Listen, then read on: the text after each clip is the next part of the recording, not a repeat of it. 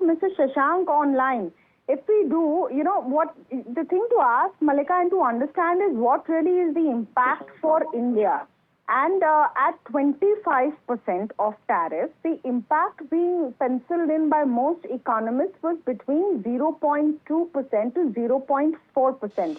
Now, assume that you will have a 50% tariff, which is frankly a far-fetched assumption. From what we've seen in the Trump presidency thus far, all through this calendar year and from April onwards when this tariff saga started, Malika, was that Trump makes these tariff calls and then comes back on it.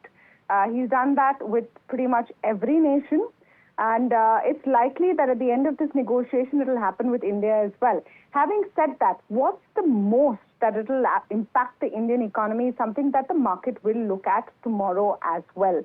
And one of the things that could have some impact is on specific sectors. So you saw pharma having a bad day today. You might expect continuing pain in the pharma sector tomorrow and pharma stocks, especially stocks with the high exposure to America and exports to America. You can see textiles also having some of that pain as well. But more and more investors are digesting this as more of Trump rhetoric. So you might see some weakness when markets start trade tomorrow, but then don't be surprised if it does settle in. I'm also waiting to hear what India says. And in fact, let me go to Mr. Shashank on this.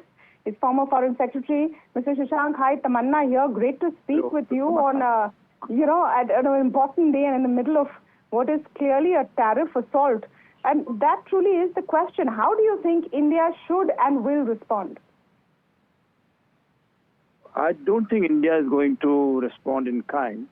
It will only try to find alternative markets where it can supply commodities at a lower tariff.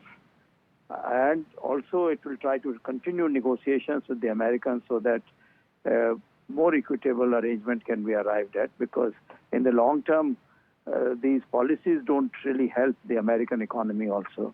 I think it's more personal to President Trump and his advisors. And this is a very old philosophy which was there around the time of the Second World War, that by raising tariffs, you can somehow improve your terms of trade. Later on, the Americans were the ones who worked very hard to lower the tariffs and other non-tariff barriers through GATT and WTO mechanisms. But now I can understand that they are in a difficult position because their economy is not doing that well. And temporarily their economy is doing much better because of these tariffs which are being imposed. And many countries have accepted the unilateral opening of their markets to America and accepting these high tariffs. So I think that way it is good for America because they have been able to get their, let's say, more of their friends. Only problem comes with their major trading partners.